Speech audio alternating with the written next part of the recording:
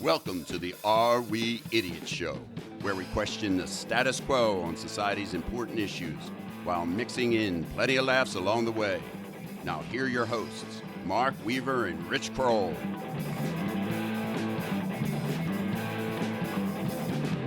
Hello again, everyone, and welcome to another edition of the Are We Idiots Show. We are your hosts, as always, Mark Weaver and Richard Kroll. Mark, great to see you today. I've noticed each episode you're starting to put different inflections on the intro. Like your voice is getting higher. What's going on? I'm a broadcasting professional, Rich. You should know You've that. really, your game's really evolved to the next level. Well, we have a great show, Richie, and we're excited because we have a great guest in the studio today. We'll introduce him in a second. By the way, Rich, before you get to your tip of the day, I learned a new word today, social distancing. Did you hear that term? Social distancing. Yeah, because not of the- divisive. No, because of the coronavirus, there's a new term they're calling social distancing. That's what we're supposed to be doing as a society. We're supposed to be distancing ourselves. I don't think this would qualify. We have three folks in close proximity, so Yeah, we're within 2.5 feet of each other, and the saliva spits all over each of us. So we're not partaking in. social distancing. Remember that. Distancing. I'm going to I will. hashtag it for the Twitter launch of the show today. So we always start with the tip of the day. Richie, do you have one for our loyal listeners? I do. You know, I'm not an alcoholic, although I could be if given enough time to practice it. But I do like my drinks on weekends. You like to imbibe? I'm a weekend warrior. You and I, we like our scotch and bourbons. Yep. And, you know, I'm starting to like things at a cooler temperature, including wine, even red wine. And I know that's a faux pas, right? Especially for you Italians out there that do your home brews. But I like everything cold. And what do you have to do? You have to put ice in it, correct? You like your women cold? I've dated a few cold women in my day, but luckily, I'm, being We won't go married, down that road right now. Yeah, let's not go down that path. So here's my tip of the day. People are afraid to water down their scotch or their bourbon or even their wine, white wine, for instance. Water, like Philadelphia Water. water. I never water, right? I'm a Philly guy. Make a tray of ice cubes from the substance you're using. Gotcha. All right, so take white wine. Yep. And make a tray of white wine ice cubes or red wine ice cubes. Even, don't take your $200 a bottle bourbon or scotch, but No. take another scotch or bourbon and make scotch or bourbon ice cubes. So now you're creating the chill without watering down your drinks. Interesting. Yeah. Or you could do the bourbon rocks or the Scotch rocks. You've seen those that are solid, but they They don't melt as quickly, right? They don't melt at all. They're just rocks. So they're cold rocks. So you can do it that way too. I kind of like my idea. Yeah. Maybe start a website. sell on Amazon. Well, good tip, Richie. I'm not so sure that's very marketable, but who knows?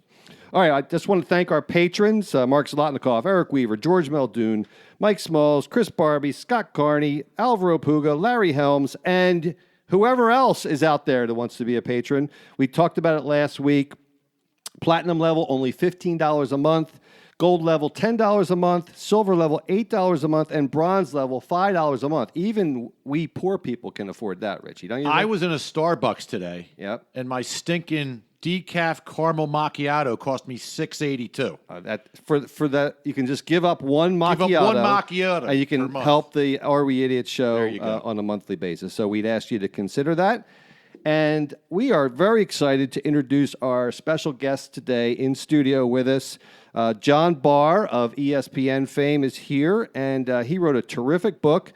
John, why don't you just introduce yourself, and Rich, add any commentary as to how this came about. Well, before I let John jump in, he's going to be humble, and he's not the self-promoting type, but he's a bit of a legend.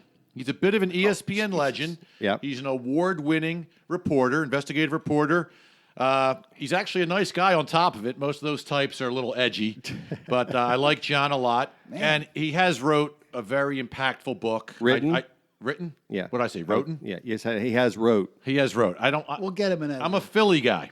And I like journalists because they're skeptics, and I'm kind of a skeptic too. So, But I plowed through this book. We're going to get into it. are you gonna let him talk? No. Go ahead, John. I'm concerned about the social distancing at this point. And I think your business idea of freezing bourbon? Like, how are you going to freeze bourbon? It's got alcohol in it. This is for early stages, John. Okay, it's still very much in the Business photo- plan is in development. All right, But welcome. But other than those two things, I'm very happy to be here, and thanks for having me. And so, why don't you introduce your book? Because I know we're going to talk about it later in the show. But introduce your book and how just real briefly how you felt compelled to go about writing it. Sure. The book is called Start by Believing. It's about the Larry Nassar scandal, which was the sexual assault scandal that rocked both USA Gymnastics and Michigan State University. Nassar is serving effectively the rest of his life in federal prison in Florida for molesting hundreds of young women, primarily gymnasts, some of the most accomplished gymnasts this country Household has ever names, a lot of produced. them. Olympians like Simone Biles and Aly Raisman and Michaela Maroney and Jordan Weber and on and on and on. And I had covered that case for ESPN. A reporter colleague of mine named Dan Murphy and I talked on and off about writing a book. And then in, I guess it was middle of 2018, the idea really crystallized in our minds and we decided to write it. And here we are. Great. Well, we're looking forward to talking more about it in a few minutes. And again, thanks for being here. As always on the program, we do our Idiots of the Week to start the show. And then we'll talk to John in more detail about Start by Believing. And then we'll conclude with John sharing some ideas and us talking about them about how we can possibly avoid these types of situations in the future. So, sound like a good idea to go forward, Great Richie? plan, as always. Are you excited? You are so prepared. Well, you always start with us, Richie, with the Idiots of the Week. So who is your nominee for Idiot of the Week today? You know, I love the state of Florida. It's given me about 80% of my idiots over the past 77 episodes. We're going to go right back to the sunny Sunshine State. A Vero Beach, Florida man accused of drunk driving denies he was drinking while driving. Earl Stevens of Vero Beach, I already mentioned Vero Beach, was approached by a police officer after a woman called 911 saying he had hit her bumper numerous times while waiting in McDonald's drive-thru lane. So this guy keeps ramming into her. I mean, he's hungry for his Big Mac, apparently. of course. So she calls 911. Police come to the scene, and there's this guy, Earl Stevens, in the parking lot eating his Big Mac. So they come up to the window, and they report that they smelled strong alcohol. No. He was slurring his words. Can't imagine. And there was a bottle of Jim Beam sitting on the passenger seat. Stevens admitted he had been drinking. But when pressed if he was drinking while driving, Stevens said no. He further explained that he was not drinking while the car was moving, only drinking when he stopped at stop signs and traffic lights. Well, I would let him off on that. Would you? I mean, he technically was not drinking and driving. Dead serious, officer. I had the bottle down on the seat. When I was at a stop sign, completely stopped, and I counted to 3, I took a guzzle. When I got to a stoplight, I stopped and took a guzzle. Needless to say, Mr. Stevens was arrested and charged with drunk driving and driving without a license. That's an excellent nominee. John, we gave you one that was submitted. Why don't you read that for us? Yes. It's a local one. Yeah, Robert Daniels, he's 26 from Philadelphia, is charged with criminal mischief and disorderly conduct for jumping from a seawall onto the top of a porta potty in North Wildwood. And it's funny because I just saw an episode of Breaking Bad with my son where Jesse climbs this fence and hops on top of a porta potty and then collapses through the porta potty and just gets covered in that icky blue stuff that they use to mitigate the smell. So I can only hope that Mr. Daniels didn't come out of that whole experience looking like a Smurf. I would bet he did. I actually saw the video for this. The roof collapsed immediately. He went straight down. Did he get into the blue stuff? I think he did, yeah. Which, by the way, Rich and I have a little story about shaking a porta potty of when a friend of ours was in it at a Penn State game. We won't go into that here, but that was quite a fun day. Not for him. Not for him, no. So my nominee, Richie, you've been busy from time to time. Busy, you didn't have a chance to go to the grocery store, maybe not call your parents or eat a good breakfast, right? But one Louisiana man told police he'd been too busy to renew his tags when Slidewell Police Department officer pulled him over for an expired license plate. When the officer asked the man why he had let them go, the driver replied, "Sorry, officer, I've been busy lately and totally forgot to renew my registration. I will take care of it as soon as I get home. The police officer reminded the driver that his tags were last renewed in 1997. 23 years. He's been busy. He's been busy for 23 years. So that's my nominee, Richie. And you are always judge and jury. Who is the winner of the Idiot of the Week? You know, I hate to be self-serving and choose my own, but Go ahead. We don't mind. you know, okay, a guy didn't renew his. If he's getting away with it, he would have went another 23 years if he could got away with it. I'm very familiar with Wildwood. I have a lot of friends and family that live in Wildwood. Some that would jump on the porta potty from the seawall? A couple of them would. A lot of my wife's family has homes down in Wildwood. So that seawall is my favorite part of any shore. And there are porta potties that I have been in a hurry to get to. So that's a good one, but maybe he got the idea from Breaking Bad. So I'm going to stick with Earl, who said, "Officer." That's a great name too, really. That's a great name. I wasn't drinking while driving. Only stopped at stoplights and stop signs. You got to give it to that And a guy named Earl drinking Jim Beam. If he was from Tennessee, that probably would have been a little better, but Florida works. So I'm going to send him the $1 to try to help with his fines. All right. So we'll transition now to talk about John's book and the importance of it. And I think all of us, just to start out, I have 4 daughters. Rich has a daughter. I have a son too. But regardless of the sex, I think we're all horrified by this subject matter.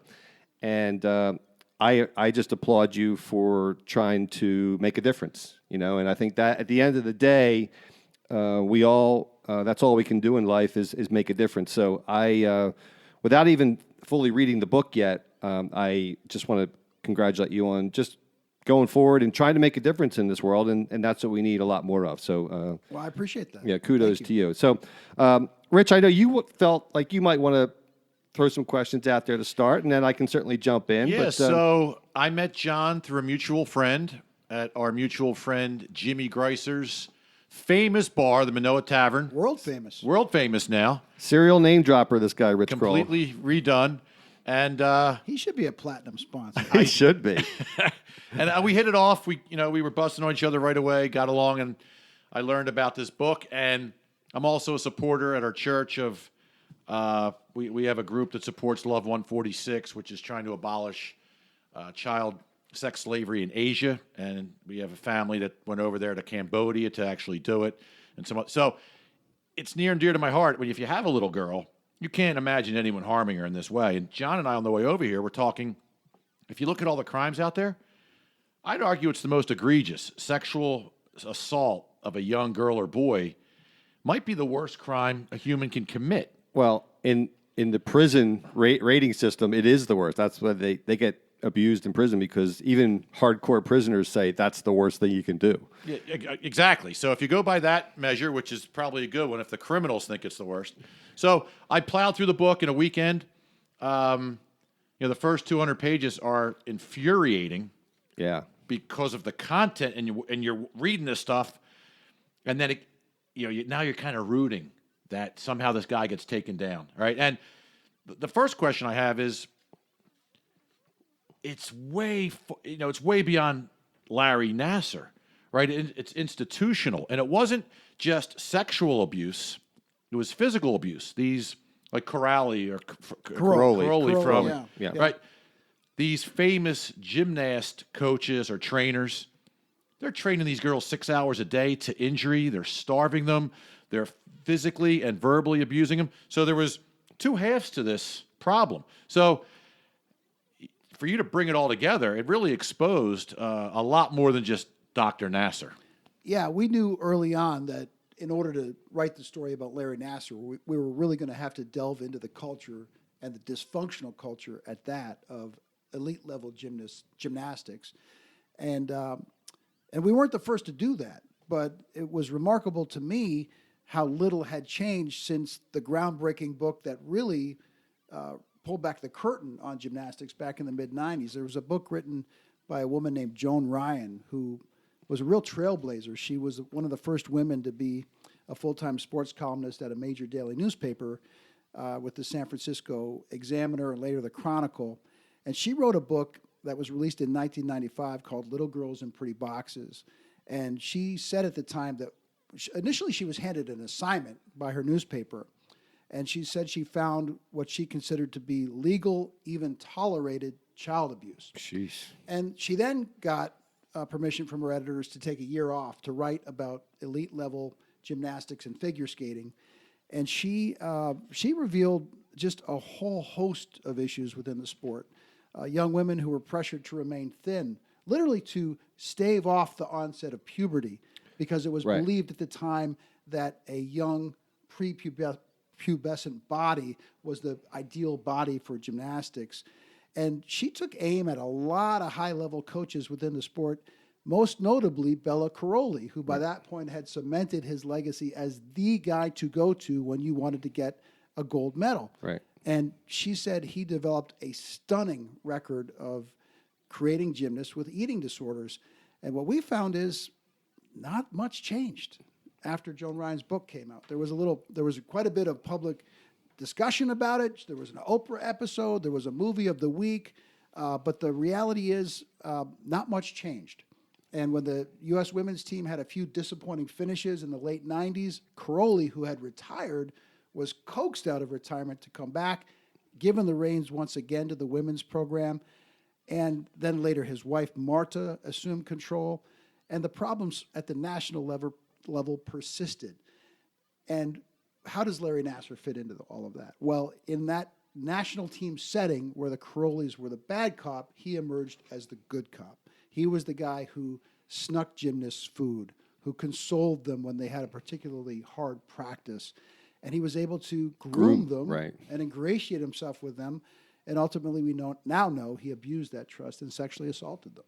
Well, you raise a good point about trust, right? And I think times have changed. When we were kids, there was kind of a hierarchy of trust in place, and it was pretty foolproof, right? Little kids trusted or respected the big kids trusted or respected the parents, same parents to coaches, to the police officers, to doctors, school teachers. You know, if you take an oath of responsibility for your job, whether it's Hippocratic oath as a doctor or whatever, parents kind of entrust these people, figuring, you know, if you're smart and you put that much time and effort into your career, you're probably a trustworthy person. But as we see, that's what some of these predators and monsters are taking advantage of. Yeah, without a doubt. And unfortunately, back then, a lot of this abuse was going on too, and kids weren't believed at all. I mean, it actually, you know, there's statistics, you know, the Catholic Church is a good example, but there's others, you know, because parents believed authority figures over their kids, it was never investigated back when I'm talking about in the 60s and 50s and 70s. Thankfully, it's a little better now, but obviously it's still a big, big problem. Well, and look, there are a number of dynamics that sort of come into play with respect to Larry Nassar and how he got away with it for so long.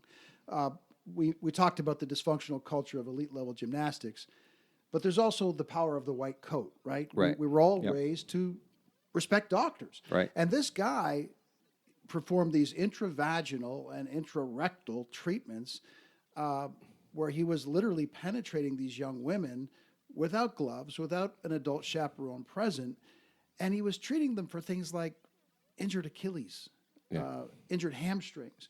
But he convinced them that their spines, like realignment and stuff, right? He convinced them that their spines were out of alignment and that he needed to go internally to treat them.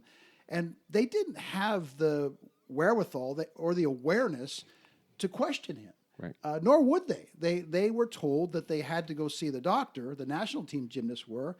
They thought it was just one more thing they needed to do. But in addition to the white coat, he also had the force of his personality. He was extremely non-threatening, almost like a big Labrador puppy, one of the gymnasts told us. Kind of nerdy in appearance. Kind of a nerdy guy. Yeah, big, thick glasses, and he snorted when he laughed, and he was just telling goofy jokes. Later, when social media became a thing, he would follow these young women on social media, which is a red flag in and of itself. What's a 50-year-old man doing following teenage girls on social media? He would like their photos. So he had all these ways that he sort of got in their good graces and then ultimately abused all of that trust. Yeah, it's pretty amazing that as I was reading through the book, and he was covert, right? He knew he obviously couldn't do this out in public in plain sight, so he would have these little doctor offices in the back room or the back of the gym or the back of the campus, kind of away from everybody. Or he turn like if there was a mother kind of nearby, he'd turn his back. And it's amazing that this went on for so long. And a lot of the girls would huddle together and say things like, "Yeah, does Larry kind of touch you in a weird way? Because I'm not comfortable with how he's helping treat me, but supposedly it's this, like you said, this new famous treatment, and I kind of feel better. And there are he's getting me through, a lot of my injuries, so I'm able to practice and keep performing." So it's that weird gray area, especially as a young mind that doesn't know any better. There were Michigan State athletes in the late 90s, early 2000s who jokingly amongst themselves referred to Nassar as the crotch doc. Wow. Yeah. But Larry Nassar got his start in the late 80s at a gym in the Lansing area called Great Lakes Gymnastics, there was a coach who went on to run his own gym named John Geddert, who we have dozens of stories from gymnasts who went through John Geddert's gym. He went from Great Lakes to a gym called Twistars USA Gymnastics. He ultimately coached a young lady named Jordan Weaver, who went on to become a gold medalist on the 2012 Olympic team in London. But when Larry Nassar first started at Great Lakes Gymnastics, he was just a med school student. He was studying osteopathic medicine at Michigan State University. He was an athletic trainer, and he treated gymnasts in a back room at Great Lakes. It was this old school that had been shuttered. They took over part of the school, and there was a room. It wasn't even really a room. It was like part of a hallway. And those like grates that come across that Right. for old school buildings. For old school buildings. Yeah. So when they shut down the hallway, they kind of closed the gate. So one of the entranceways was these two big steel doors that opened to his room, and then the other was just this empty hallway. So he had a training table set up in there, and it was in there that he first started to push the boundaries of just how much he could get away with. He started massaging these young women through their leotards. Then he would have them take off their leotards, and then ultimately he penetrated them. And he did it hundreds of times, and in some cases he did it hundreds of times to individual gymnasts. And this room was separate and apart from the gym. Parents had a viewing area where they could watch practice, but they would have had to walk across the entire gym and through the doors in order to see Larry. And nobody did that. Effectively, they just let their kids go back whenever they were hurt, and they didn't think anything of it. Is it trust or laziness or both? Because we've both coached. Well, I think it's trust. I mean, one of the really fine lines we had to walk in this book, and there was a story. I'm not going to name the gymnast, but there was a story that we wrote for ESPN that absolutely infuriated a parent of an elite level gymnast because we came dangerously close to the line of sort of lumping the parents in with the enablers of Larry Nassar. I didn't feel as if we did, but the wording of the story suggested to this particular parent that they were negligent. They were negligent. Right. And I think we really need to underscore the point that they were victims. Well, first of all, they're victims too. They are absolutely victims too. But at the national team level, parents were forbidden from staying in the same hotels as their kids. They were forbidden from going to the Crowley Ranch in Texas, which is this famed coaching facility in the middle of the woods in 60 miles north of Houston. So they were not allowed to be around their kids. So the idea that they're somehow complicit in allowing their kids to be seen by Nassar alone, well, heck, they weren't even there. Right. They weren't even in a position to supervise. Which I think leads to my first question is, beyond Nassar, the Michigan State president, what's her name? Simon. Luana Simon, and then Steve Perry of USAG, he's the CEO. I mean, so talk about some of the other enablers other than the parents. We don't want to lump them in, but the other enablers around Nassar and how they were enabling them. Sure. Well, the guy who emerges as really one of the biggest enablers is Steve. It's Steve Penny, actually. Penny, okay, I'm Yeah, sorry. It's okay. So he's the former president and CEO of USA Gymnastics. And Steve Penny was a very successful marketer. He actually used to work for USA Cycling back during the time when USA Cycling was The Lance Armstrong era. Exactly. Great. What a resume he's got. Exactly. Steve Penny went from the Seattle Mariners to USA Cycling in a marketing role. He was so successful in marketing at USA Cycling that Lance Armstrong nicknamed him Dime. So then he takes over at USA Gymnastics, and he was able to grow the sponsorship dollars in large part because the team won. They won gold. And gold translates into money. Gold. I mean, it literally does. The first gymnast who really captured that was Mary Lou Retton. Right. She was the first American woman to win the all-around gold in gymnastics ever. Was that mid 80s? That was 1984. Okay, yeah. It also happens to be the year that the Soviets sat Yeah. home as a payback for the U.S. not going. in 80. Yes, Yeah. exactly. So there is that. But the bottom line is she won gold. She was the first female to ever be on the side of a Wheaties box. Right. She made $6 million in endorsements in the late 80s. And Wow. in It's the like 60 million today, it's right? a tremendous amount of money. And there was a poll done in the early 90s where they asked some 1,400 Americans who their favorite athlete was. She beat out the likes of Michael Jordan, Wayne Gretzky, and Joe Montana. It Wow. was Mary Lou Retton. Wow. So It's America's sweetheart, America's right? sweetheart. So people like Steve Penny, who ran the national governing bodies of sports, recognized the value. These weren't just athletes who brought great national pride every 4 years. They were commodities to be sold. Right. And so it was Penny who actually was alerted to the fact that Larry Nassar was taking an inordinate number of pictures of these young gymnasts during their training sessions and at competitions. And so he put a stop to that. And it was Steve Penny who was informed in June of 2015 that there were gymnasts who had concerns about Larry Nassar's treatments. And rather than alerting authorities, as was the law in Right. Texas, Yeah. he hired an outside human resources harassment consultant. And she came in and did what amounted to about a 5-week investigation. She interviewed 3 different gymnasts. She interviewed Maggie Nichols, Allie Raisman, and Michaela Maroney. The last 2 are Olympians. Right. And essentially, after interviewing Michaela Maroney, this investigator they hired had what by all accounts was an unambiguous claim of sexual assault. USA Gymnastics maintains to this day that in the summer of 2015, they did not have an unambiguous claim of sexual assault. But we were able to get our hands on some notes that Steve Penny had.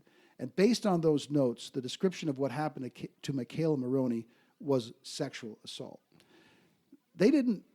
That's when they reported him to the FBI. Right. But they still allowed the guy to hang around. They didn't send him packing. They didn't fire him. There are correspondences between USA Gymnastics attorneys and Larry Nassar's attorney, who he hired at the time, because they essentially told him not to come to competitions. They kind of put him on the side, but they didn't fire him. And you suspect highly that this was because he was so successful in putting money in their pockets, right? They didn't want a scandal. It was June of 2015. The Olympics in Rio were about a year away. Gotcha. The gymnastics team was going to be a big ratings draw and a moneymaker. Don't upset the apple cart. They didn't want a scandal. So they came up And when you with, say they, is it the board? what I firmly believe is Steve Penny and the leaders of USA Gymnastics were trying to contain what would have been an explosive sexual assault scandal. If it would have come out, and they also, by the way, knew in the summer of 2015 that Simone Biles, who is a shoo-in to win gold in Tokyo, quite possibly the best gymnast ever, I mean, Right. certainly the best gymnast this country has ever produced, they knew that she too had concerns with Larry Nassar's treatments, and they never even talked to her. They never even called her parents. So what did they do? Well, they allowed Larry Nassar to concoct this cover story. He, in one email to USA Gymnastics attorneys, he says, "Can't we just say I'm sick?" And they went along with that, right? Oh, my goodness. And then in September of 2015, the World Championships were about a month away. Nasser's lawyer sends an email to USAG attorneys and essentially says, my client's no longer going to go along with this cover story. Essentially, this is the message he says, to explain his absence from these elite competitions. And so the lawyers then reach out to Penny and they say, look, and I'm paraphrasing, they say, we can come clean at this point and tell the full story of what happened, but that would likely create a big media story and create negative publicity for us and Dr. Nasser. So they decide to basically get back to Nasser and tell him, you're not going to be covering the World Championships in any kind of medical capacity. So at that point, Nasser steps down. He retires with dignity. They allow him to retire. What does he do? He goes to Michigan State University, and over the course of the next 11 months, he continues to sexually assault young women. Unbelievable. Yeah. And So they knew. They knew Yeah. in June of 2015, and they absolutely knew by July of 2015 into the fall, and they basically sat on it. And Lou Anna Simon, how did she play into it? So she was the president of Michigan State University. She's at the top of the organizational chart. She is now charged with lying to police. Right. She's been accused of lying to police when they questioned her about her interactions with a top-level Michigan State University administrator. She claims that when she was informed about Larry Nasser, that she didn't know it was Larry Nasser, that it was just her impression it was a doctor in the School of Osteopathic Medicine, but she tried to really distance herself from any concrete knowledge of the who and the particulars. People who know Lou Anna Simon, we talked to one former high-level administrator there, said she was one of these administrators who was so dialed in that the idea that she wouldn't know every detail is laughable. Right. She demanded that kind of accountability from her underlings, and if you didn't give her the full skinny on what was going on, you would get your head back on a platter, is what this one person told us. So Lou Anna Simon, she stepped down as a result of her mishandling of this case. She tried to paint herself as a martyr, somebody who was, unfairly taking the hit for this huge scandal. But now she's facing the very real prospect of Jail. jail. Right. Yeah. And she wouldn't be the first. There actually are two people who have been convicted, and one of them's in prison as we speak. it's another example of winning at all costs or protecting the reputation that is bigger than what you should be protecting, right? We also talked about this earlier. It's not just Michigan State. We had the Sandusky, Paterno stuff at Penn State, but it's amazing to me that adults that pride themselves on a reputation of being a family man or a good person with integrity and ethics, when they're tasked with making a decision of protecting the youth or students or their reputation, their legacy, the institution itself, Money.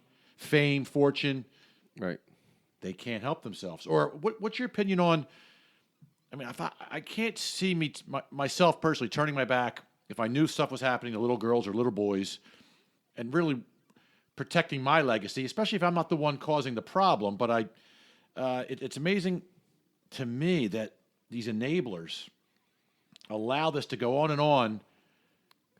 I'm guessing that they didn't want to know the details. They probably turned a blind eye to it because they didn't want to know, even though they suspected. Well, if you're putting like Steve Penny's actions in the best possible light, Yeah. right? The FBI, according to the FBI, they never explicitly told Steve Penny not to discuss the case with anybody. Okay, but that has been his position, that it was his impression that he was not to discuss the case with anybody. But to me, that you are employing as your national medical coordinator an osteopathic physician who works at Michigan State University. And if you don't know that, well, you should know that. You absolutely, and you should darn well know that when you get reports that he's touching these people, young women, inappropriately. When you have that knowledge, then the question becomes, well, what do you do with it, right? Well, ultimately, they went to law enforcement when they got a third report about the guy. But could he not have picked up the phone and called Luana Simon at Michigan State University and alerted them to the fact that, by the way, one of the doctors... We might have a problem. we want you to know, we're not putting this out there for public consumption, but we want you to know that he is stepping down and that there is an active FBI investigation involving this doctor. Your university may want to take appropriate steps and confront him about that. Mind-boggling. Like, at what point do you not put the school on notice? There's a flip side scenario to that. So there were a number of warning signs that were missed with Larry Nassar, and we document them in the book. One of them was in 2014. There was a woman named Amanda Tomashow who wasn't even a gymnast. She wasn't an athlete. She was a former student at Michigan State University. She went to see Nassar one time and was so uncomfortable with how he touched her that she reported him. This was in 2014. It immediately led to a Title IX investigation and a police investigation. So there was the Michigan State University Police investigated Larry Nassar. He was actually temporarily suspended from clinical duties, and the Title IX office also investigated at the same time. He was ultimately allowed to come back to work, but the dean of the School of Osteopathic Medicine, a guy named William Strample, sent him a very detailed email listing these bullet points of what he was not to do. He was not to have skin-to-skin contact. He was not to perform this procedure.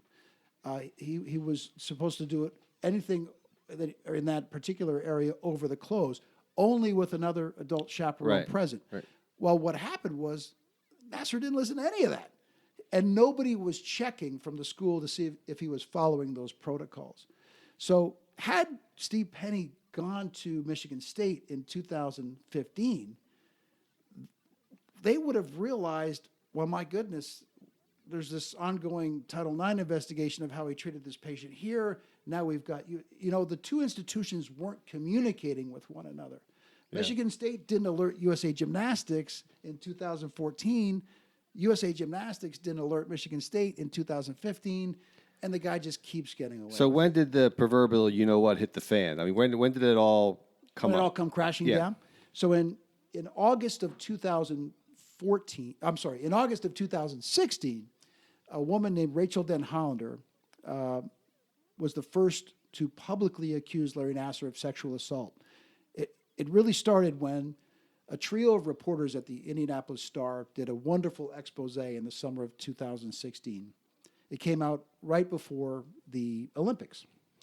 And what the Star reporters documented was that USA Gymnastics for years had this policy, a standing policy of taking reports of sexual abuse by coaches, alleged sexual abuse by coaches, and essentially sticking those reports in a drawer.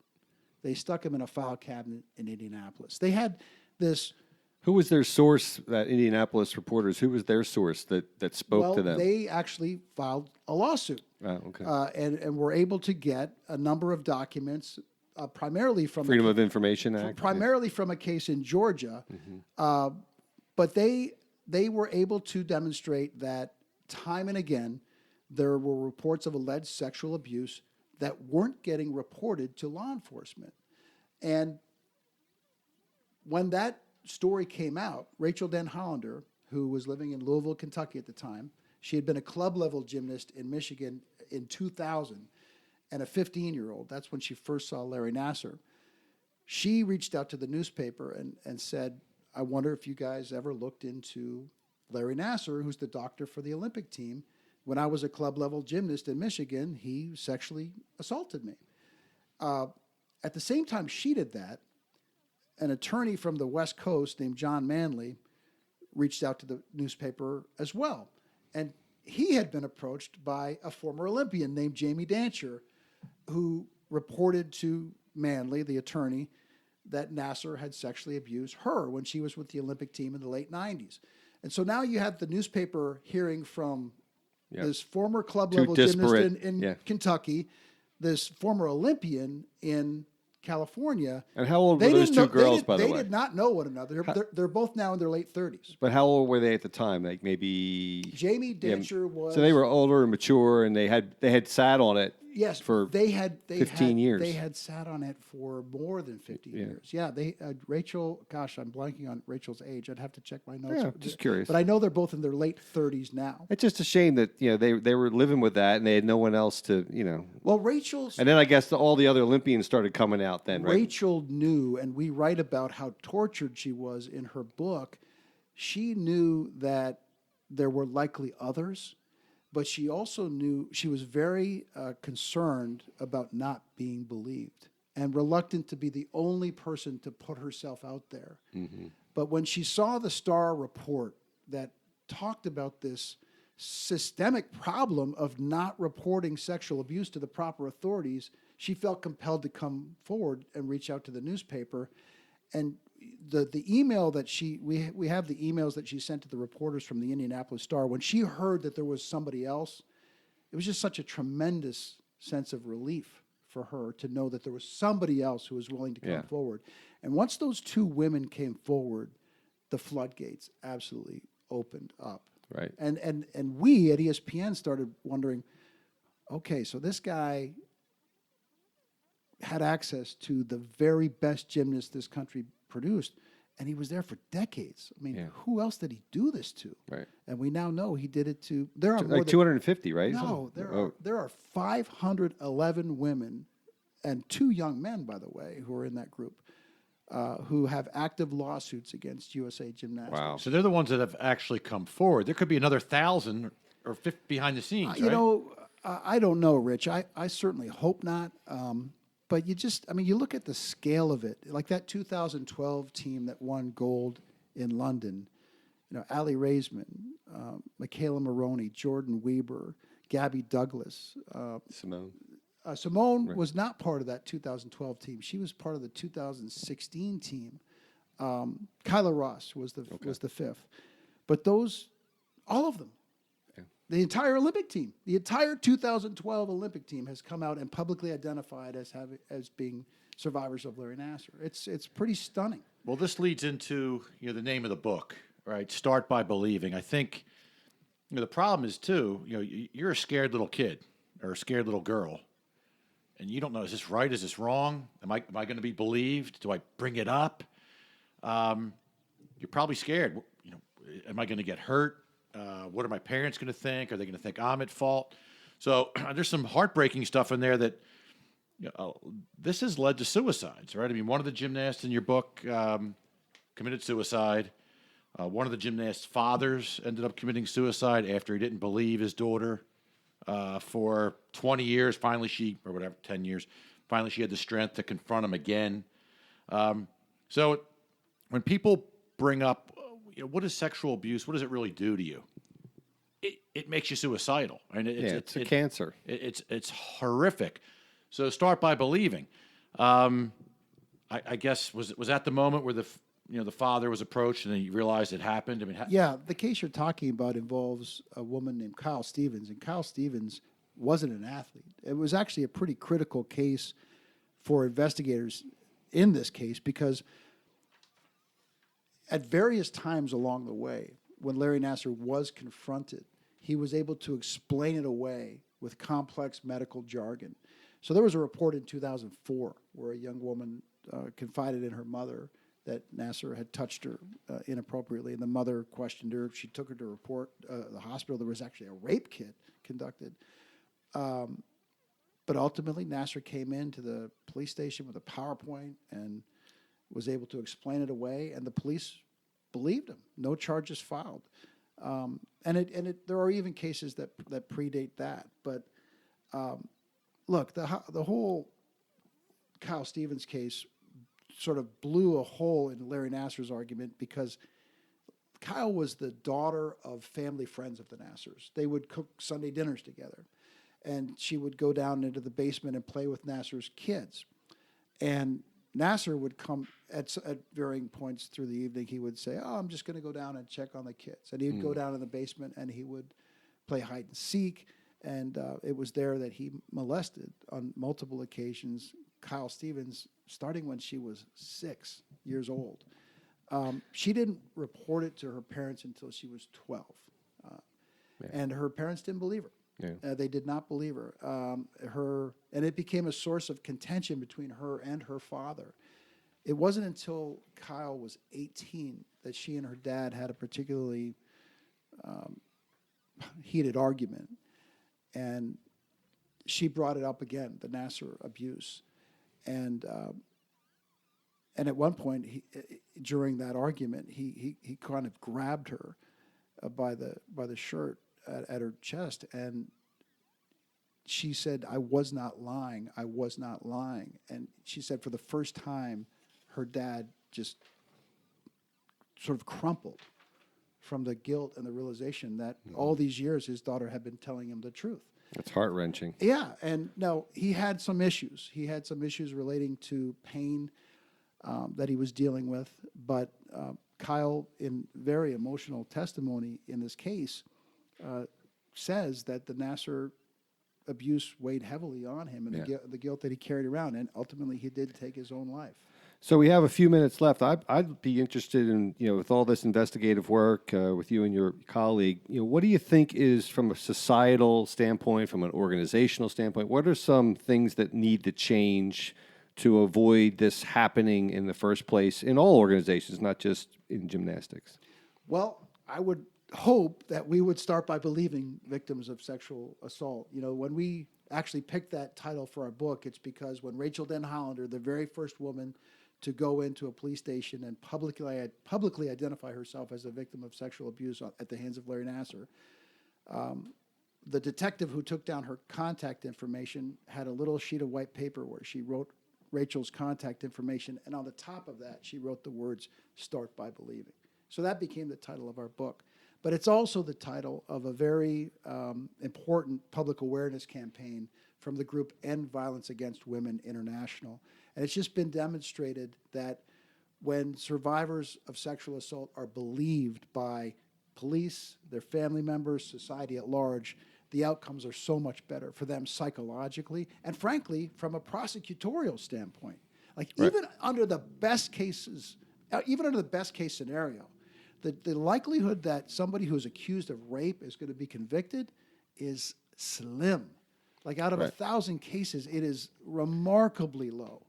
How about the procedural aspects of this? I mean, to me, you must be with another person. You must not do this, and there has to be, procedural guidelines to that, and zero tolerance of not doing it. I mean, to me, getting into a situation where one doctor or a coach or whoever it is testifying against an abuse victim.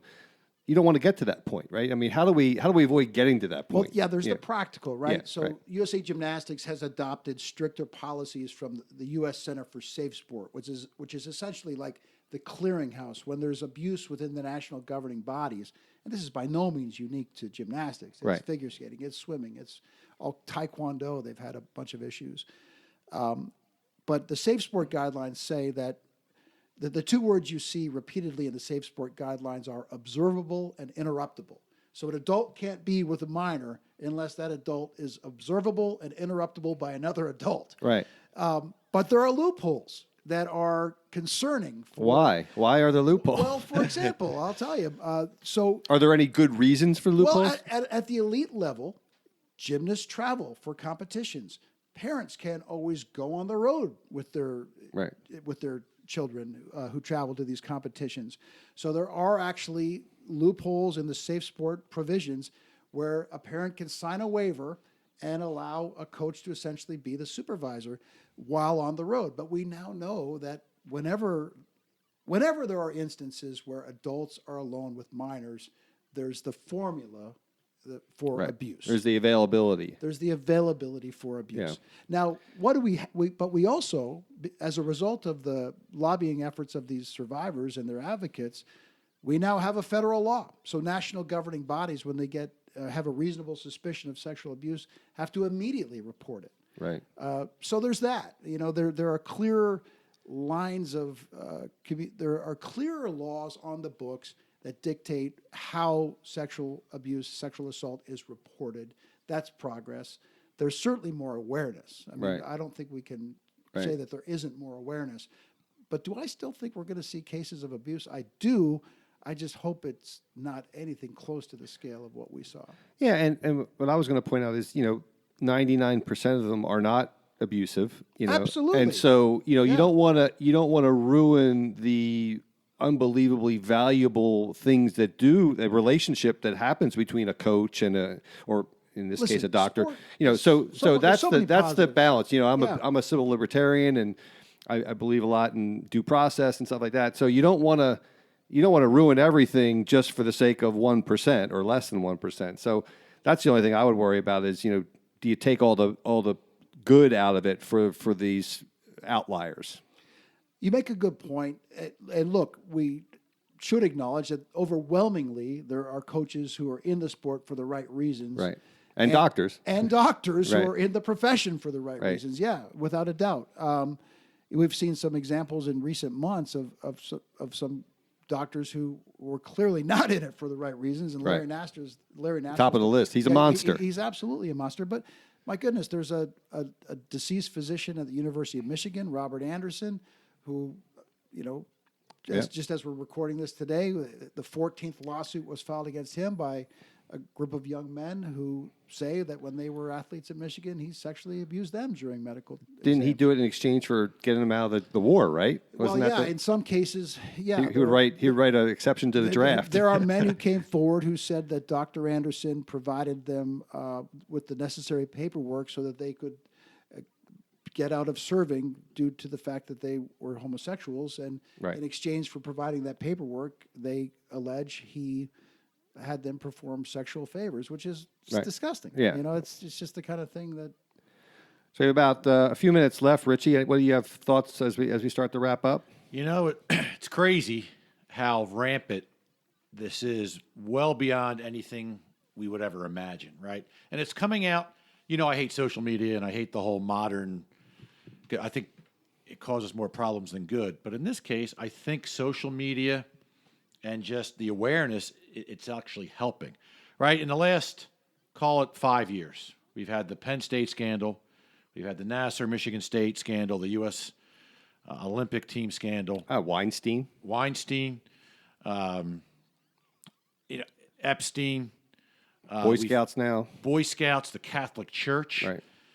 So if you look at all the crazy mental illnesses and addictions that are out there, this is a bad one, right? And there are people that they have to know what's right and wrong, but they can't even stop themselves. I can't imagine what's inside these people's heads where they still go through with it time after time again. And if we only know what we know so far that's public, how much more is there behind the scenes? This Michigan thing's coming out now. It's got to be Exponential. exponential, and that's frightening because now what happens, when with our young kids or our friends' kids, or they're going to be experiencing many times when they're not with us or they're not protected. They have to be somewhere without supervision, and now you're going to start to wonder. Well, I think parents need to have really honest discussions with their kids when it's age appropriate, Right. to pick up on the signs, because there were so many opportunities to stop Larry Nassar that were missed. Oftentimes, these young women would talk about, well, he touches me funny down there, but they wouldn't really elaborate, and they weren't sophisticated enough To know. to Yeah. elaborate in Right. a way that would convey the message that it was just wholly inappropriate. So, yeah, I think it starts with having conversations with our kids. It starts with setting the framework in place in gyms and in these organizations where minors are going to be around adults. where there's 2 people or 3 people there. I mean, or multiple people. And when our kids come forward, I covered the Jerry Sandusky case, and I remember covering that press conference after he was ultimately found guilty. And the lead prosecutor stood on the steps of that courthouse and said, "We're here today because we believed a kid." And those words hung with me, Yeah. If more people believed kids in this case, we might not be sitting here. Yeah. Why don't you tell the listeners where they can get your book? Well, you can get it anywhere books are sold. You could have gotten Barnes it, and Noble? You could have gotten it at the world famous Manoa Tavern a couple weeks you ago. could have. I got one. It's on Amazon, obviously. It's on Amazon. It's on Barnes and Noble. It's basically anywhere you can buy books online. Yeah. Start by believing. John Barr, thanks for being here. Richie, do you have any final comments before One thing we I forgot adjourn? to mention, which I thought was fascinating, the way the book ended, and I can't imagine. There were like 5 days where the judge allowed each girl to get up and tell her story, and the judge made Nassar have to look each of them in the eye, and that lasted. There was 117 or something. Yeah, there ultimately in that. So there were 2 sentencing hearings in Michigan, but that first one, there were 156 either Nassar survivors or their advocates who confronted him in court. And that was something that the lead prosecutor in the case, Angie Povolitis from the Attorney General's office, insisted become part of the plea agreement. Now, Nassar ultimately pleaded guilty. Right. And you mentioned something earlier, Mark. When he initially was sentenced, he went to federal prison in Arizona. It was in the general population. And was promptly assaulted. Yep. And they moved him to a new facility. Prison justice. They moved him to a new facility in. It's a shame they moved them. Yeah. Well, they moved him to a new facility in Florida, and I actually wrote to Larry Nassar on a few occasions. I think it would have creeped me out big time to be in the same room with the guy, but I was also fascinated to hear from him what he knew, how many other folks were aware of how he was treating these young women.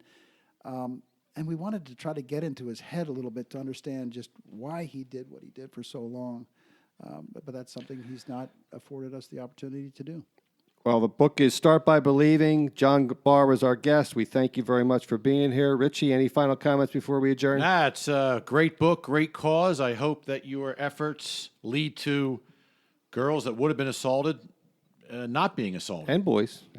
I hope so. If we can move the conversation a little bit, then I think we've done our job. I think we have. So thank you for being here. Go out and buy the book, everyone. Let's listen to this. Start by Believing. Make sure you listen next episode when we talk about lobbyists. Rich, I love the political establishment. And I hate lobbyists. And everyone knows the lobbyists are involved in our government, but you probably don't know to the extent that they're involved. We're probably going to make you sick. And we're going to talk about lobbyists next episode. As always, please remember, if what you see or hear sounds idiotic, then we're just the guys to help you sort it out. See y'all next episode. Take care.